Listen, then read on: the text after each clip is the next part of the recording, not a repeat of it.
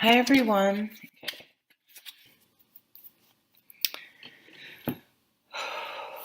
So, Virgo.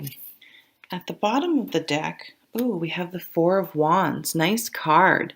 So, this is a very um, positive card. It's all about, it's called it's known sort of, some cards are known as for a specific thing. This one's known as the wedding card.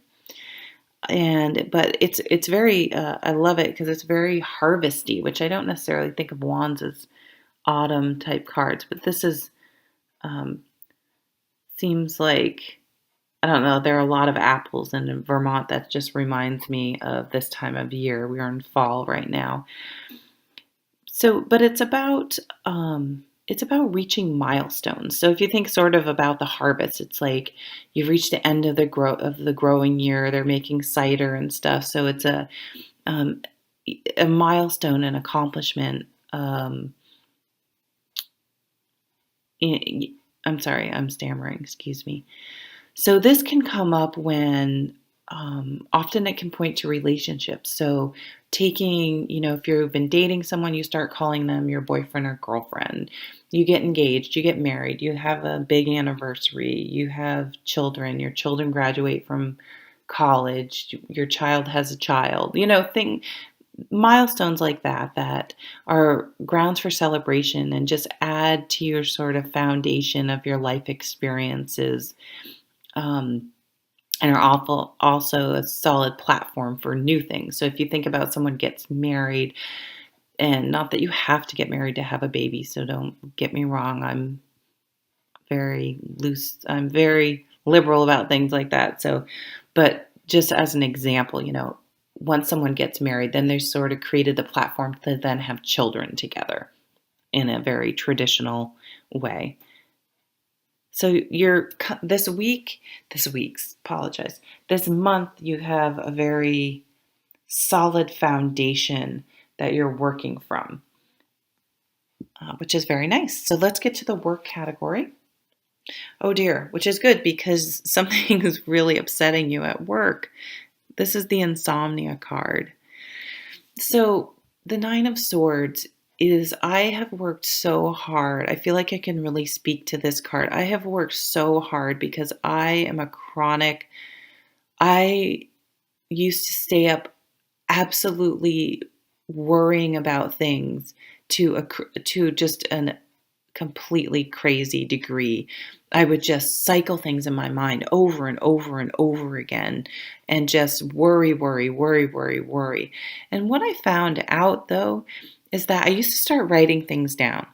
Okay, this thing happened and I would be so mortified and worried. You would think, the sky was falling and the world was ending. I put so much importance on it.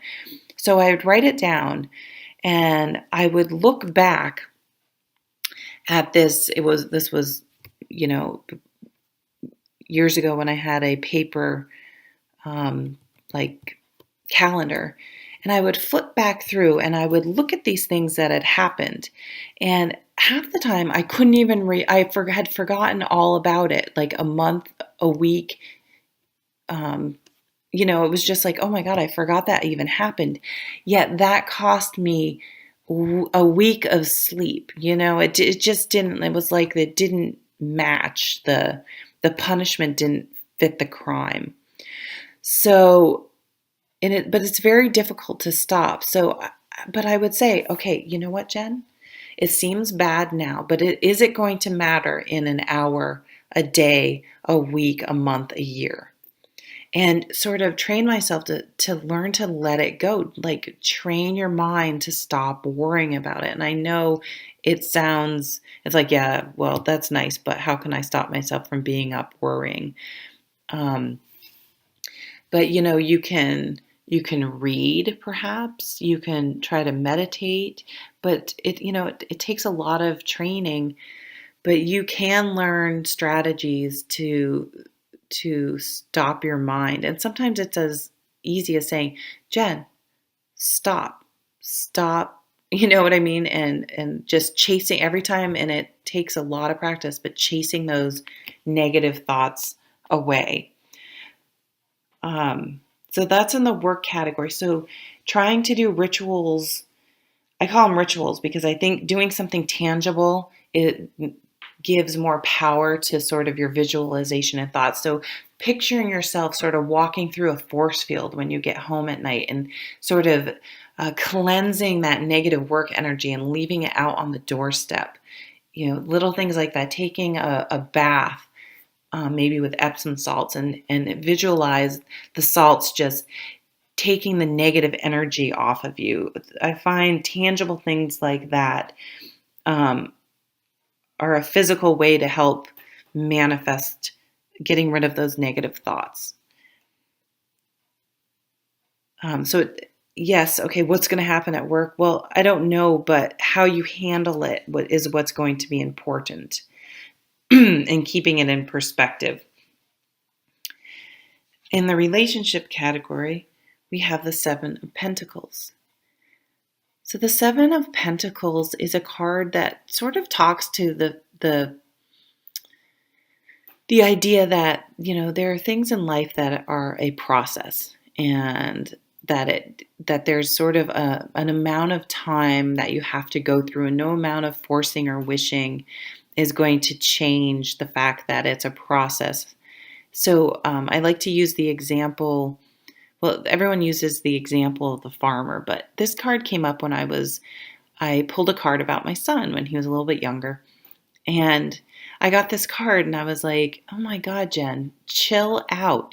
Like, he's a child. He's not supposed to be mature. And it's a process. It's going to take, till he's, I don't even want to say 18 because I don't know anyone that's mature at 18, but it's just a process that he needs to go through. And don't get worried about it, and don't, try to force him to grow up faster than he's supposed to, because it's just not the way it has to be. So in the relationship category, maybe you really want your significant other to propose or something like that. But there's just, you can't rush someone to be ready for something they're not ready for.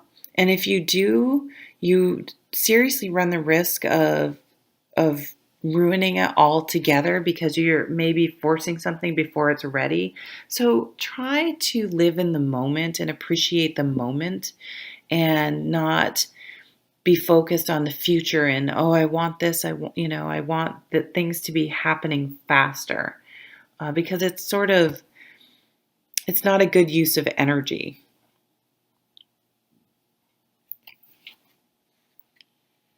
So in the home category, we have the Four of Cups. Yeah, so I feel like you're sort of, so the Four of Cups is, boredom, apathy.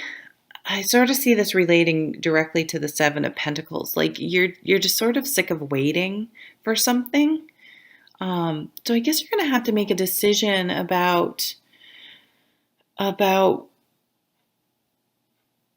I think some people have marriage on their mind because this is the wedding card. And maybe you've been waiting for someone to propose to you, or to take a relationship to the next level, and you're sort of sick of waiting, and you're letting it get you down. And I guess I would try to get you guys to focus on living in the present moment, and just, if you're not happy at the moment for some reason, and just because you want to get engaged so bad, or you want this new level of experience, I guess I would sort of question if you're truly happy in the relationship at all, whatever this relationship or partnership may be. And if you're really seeing the whole picture, just focusing on one aspect, that you're sort of missing, this person in the background. In the spirituality category, we have the Devil. So so this really, we have your inner demons come up. And, the devil, lots of people are like, oh, it's about addictions and things like that. But the devil is really just those it's really this card in a way. It's those inner negative thoughts that are coming up. I feel like, um, maybe you guys are just sort of focusing on one thing, and it's an important thing. So I don't want to say, oh, stop worrying about that. It's not important, because that's not true. But if you've been sort of waiting for something to happen or worrying about something, I really feel like the lesson of the Seven of Pentacles could it really help you to get over sort of these negative emotions you may be feeling that I think are clouding a lot of that, sort of permeating more aspects of your life than they need to. So try to enjoy the moment. If you plant corn, you can either sit there above where you planted the seed, nagging it and begging it and crying and wishing and threatening it to grow, or you can understand that it's going to take 3 months for that to grow and do something productive in the meantime. So try to thoughtfully think, okay, something's going on that has me down and has me worried. Okay. And I'm allowing it to sort of bring up sort of my fears and insecurities. And what can I do this month instead of just thinking about it and worrying about it, and maybe allowing some of my old inner demons to surface? What can I do to work on in the present moment? And instead of passing the time worrying, being more productive. So you do have this very nice card underlying the reading. So make sure you look for the positive things in your life and make lists of all the good things. And that can sort of help bring things into perspective and give you some things to focus on that are not as negative, and to give your spirits a lift. So I really think that you can turn this month around if you've been feeling worried about something or emotionally upset about something, by trying to practice a way to chase away negative thoughts and focus on the more positive things in your life, because I think there are a lot of positive things going on, but one thing just sort of is nagging at you, if that makes sense, and you're sort of giving it more power than I think it deserves. So I hope you have a good month, and that you don't aren't too worried about things, and see all the beauty that really exists. Like, go out drinking with this lady. Like, she looks fun. All right. So that is your reading, and take care.